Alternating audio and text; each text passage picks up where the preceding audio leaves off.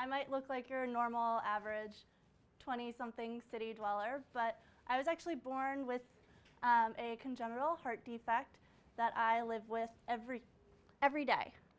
I have pulmonary atresia tetralogy of Fallot, and I'm sure most of you are wondering, what the heck is that? Basically, when I was born, my pulmonary valve, you can see the Frankenstein-ish stitches there, was not connected to my heart.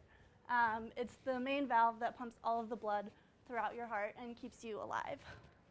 And over the last 25 years of my life, I've had 4 major open heart surgeries, along with yearly visits to the doctor, annual checkups, and multiple less invasive procedures.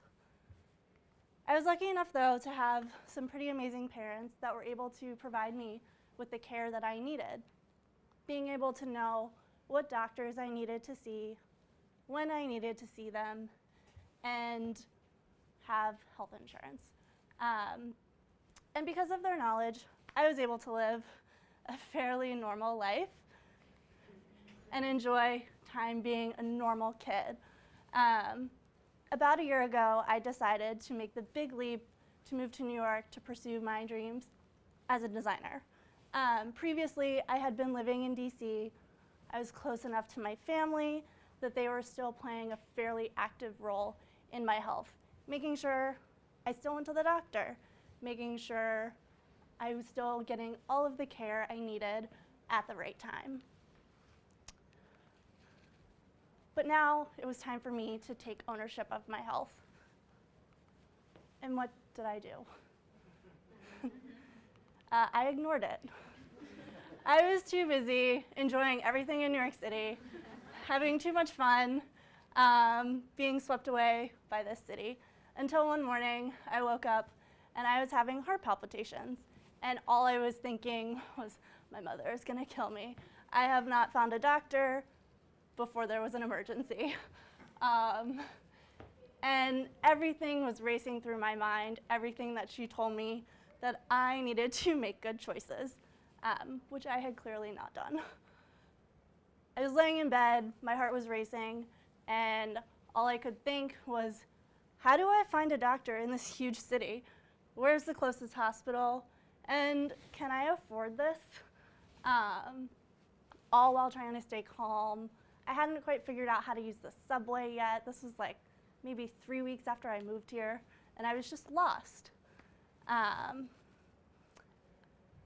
I began to realize that this city that I thought was so amazing had kind of been like the bad boyfriend. It was not enabling me to make the good choices I needed to prioritize my health. And many of you are wondering what maybe landed me in the hospital that morning, and it was simply that I had drank too much red wine the night before and I was dehydrated. Most people would just normally have a hangover, but sometimes I have more acute and immediate consequences to my poor choices. And choices are something we have to think about every day. New York is not a city designed to enable good choice making. New York is founded on the idea of convenience, that you can leave your apartment for 15 hours a day and not have to worry about anything. And sometimes these choices that we make, they're so little, they're so minute, but they add up. I need to go to the dentist, but I really want to buy some shoes. I don't feel like cooking, so I'm going to eat out. I really need to catch up on all the sleep that I didn't get this week, but I want to go party with my friends. These are things that, as a city, we encounter every day. And sometimes they build, and they sometimes cause consequences. Sometimes being an adult just plain sucks. Because sometimes we don't want to make those healthy choices that we need to. We want shoes, takeout, and booze. And these are things that, as a city, we need to think about how we can design the landscape of the city to enable us not to do those things every day.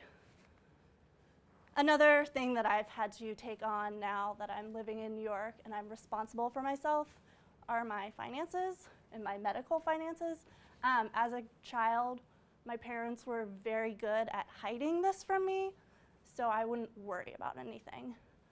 They did it out of love, but now as an adult, I had no concept of what my health would cost. And as a society, we're not taught how to budget for these things. We don't know, it's very hard to predict how much money do I need to save for a year or even for a lifetime.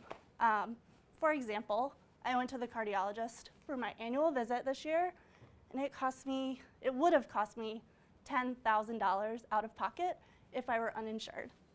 That could potentially be $500,000 over my lifetime just for my annual visit. I don't have that money. But I'm also not sure that I can change that number. So what we need to think about as a city is what we can do to be more proactive and change our healthcare system to not be reactive and only deal with things when there's a problem. Healthcare is overwhelming and choices are overwhelming. But I think as a city, we need to think about what is our relationship with our health outside the walls of the exam room? How can we be proactive and enable each other to make the right choices that we need so I don't end up in the ER every time I drink too much red wine? How can we work together to build this mother figure that we all so desperately need?